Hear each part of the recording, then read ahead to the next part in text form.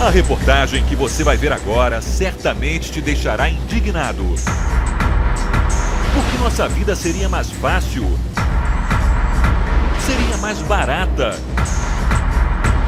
O Brasil lucraria mais e poluiria menos, simplesmente se soubéssemos ou pudéssemos usar os rios que cortam todo o país.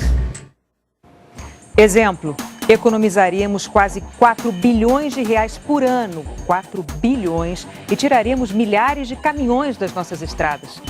Começa agora mais um episódio da série especial Brasil, quem paga é você. A reportagem é do Marcos Lozecan. Navegar não somente é preciso, mas sobretudo é possível no Brasil, que tem 63 mil quilômetros de rios, lagoas, represas e canais que podem ser usados para navegação. Só que nem um quarto desses percursos navegáveis é aproveitado. O meio de transporte mais barato que existe e que permitiu a expansão das fronteiras do Brasil colonial é hoje considerado um projeto naufragado em descasos e burocracias da República. Apenas 7% de todas as cargas brasileiras são transportadas por hidrovias. Pelas contas da Confederação Nacional dos Transportes, pelo menos metade dos produtos made in Brasil poderia circular por rios. Mas isso se tais caminhos estivessem, de fato, abertos. O Fantástico viajou por 5.700 quilômetros de rios para mostrar o que faz o transporte fluvial brasileiro encalhar.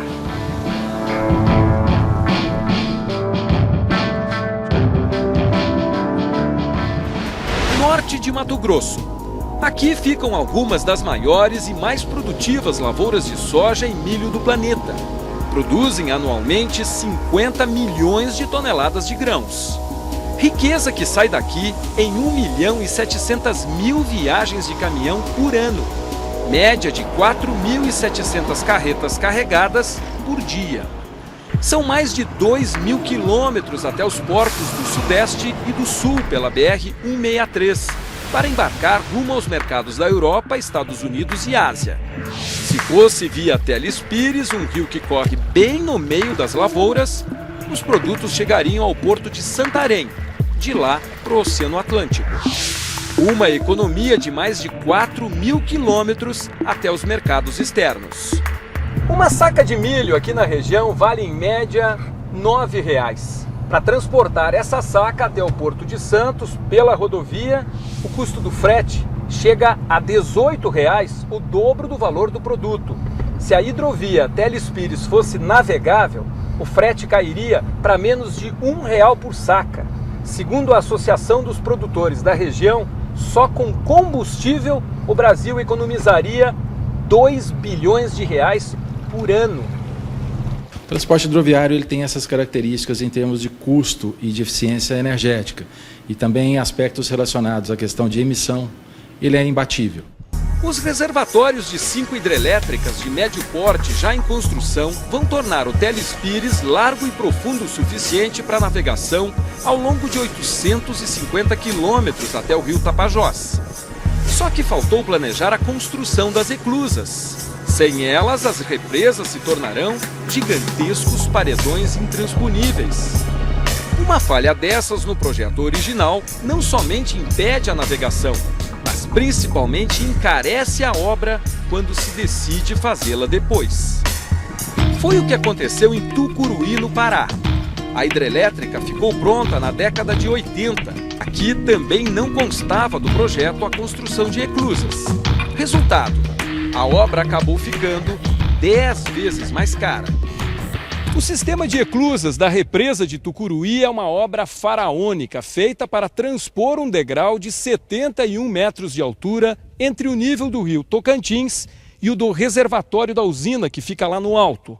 Essa obra custou 1 bilhão e 600 milhões de reais, uma fortuna, e levou 3 décadas para ser concluída, mas até agora não abriu caminho para o progresso. É que no meio desse caminho há pedras. É um labirinto de 43 quilômetros de rochas entre Marabá, onde começaria a hidrovia, e o lago de Tucuruí. O governo inaugurou as eclusas, mas deixou para trás outro projeto igualmente bilionário. a remoção do Pedral do Lourenço.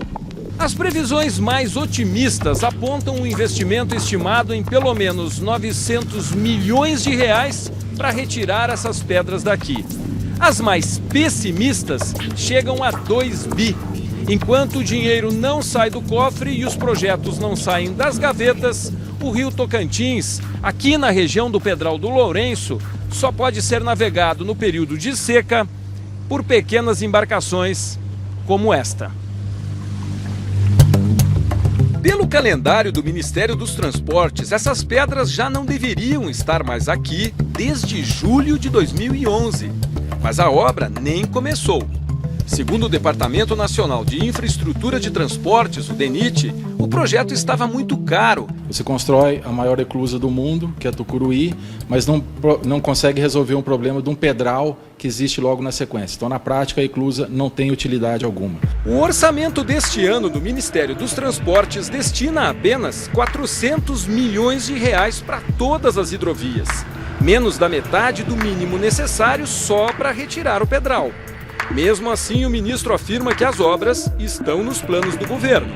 É um elefante branco? Não. É um elefante e a gente quer montar depois desse elefante e transformar a hidrovia na realidade. Hidrovias também desafogariam as estradas no transporte de produtos agrícolas. Aqui tem capacidade de cada comboio levar em torno de 1.000 caminhões. Então, a substituição é muito grande desse transporte rodoviário para esse transporte hidroviário. O mundo inteiro faz questão de navegar seus commodities de maneiras mais econômicas e mais viáveis, fazendo canais, inclusive. E nós temos a dádiva divina de rios, pequenas obras de adequação, não fazemos e estamos desperdiçando essa eficiência. Os produtores buscam alternativas. Uma delas seria o Rio Madeira. Para isso, bastaria levar as cargas até Porto Velho. O problema é a situação do porto, que de organizado só tem mesmo o nome na placa. Dos 3 guindastes instalados há 30 anos, 2 são sucatas. Nós ainda transportamos mais de 4 milhões de toneladas só pelo Porto de Porto Velho nas condições que vocês estão vendo. Se tivesse um porto à altura, nós já estaríamos aí aproximadamente com 8 milhões, 7 milhões de toneladas. Outro problema para os navegadores do Madeira é o assoreamento. Bancos de areia surgem no caminho das balsas. O pior é quando a dragagem não evita os encalhes. Cada metro cúbico de terra e areia que esta draga retira do fundo do rio custa aos cofres públicos R$ 6,50. São mais de 6 milhões gastos este ano. Neste trecho do Madeira, um trabalho inútil. Flagramos a draga operando a mais de 500 metros do canal usado pelas balsas. Hoje o canal mesmo, em definitivo, está por aqui. O gerente da obra explica que o plano de dragagem é feito em cima de cartas hidrográficas de 3 anos atrás, quando a obra foi licitada. E o canal muda. De um ano para o outro muda. O que acontece? A licitação demora, já tem um tempo certo para sair, e ela é baseada em estudos anteriores, né? É mais 6 milhões de reais que vai Madeira abaixo aí. O diretor do DENIT, Jorge Frache, só ficou sabendo do erro na dragagem durante a entrevista em Brasília. Ele prometeu parar o trabalho até que um novo estudo hidrográfico seja feito no Madeira. A empresa que vai fazer um trabalho desse, ela tem a obrigação de se situar no terreno. De se situar. Por quê? Porque o rio é um organismo vivo. Se estiver errado de alguma coisa, a própria empresa vai fazer o retrabalho sem cobrar nada para mim. Não muito longe da foz do rio Madeira, Manaus paga o preço do abandono. O porto, que pelos projetos deverá receber navios de passageiros durante a Copa do ano que vem, é do começo do século passado. O almirante que comanda a Marinha na região amazônica admite que vai ser difícil, para não dizer impossível, fazer a obra a tempo. Mas ele se mostra otimista. Almirante, falta menos de um ano para a Copa. Mas nós acreditamos em milagres. Eu prefiro acreditar que a gente vai entregar a obra e vamos trabalhar para isso. Mas o senhor acredita? Em milagres? Claro que acredito. Sou católico apostólico.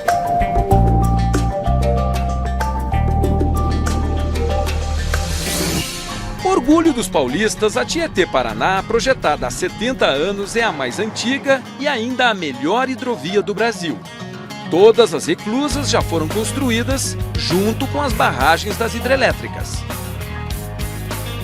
Graças a essas escadas, mensalmente, cerca de 500 comboios de balsas podem descer e subir o rio Tietê.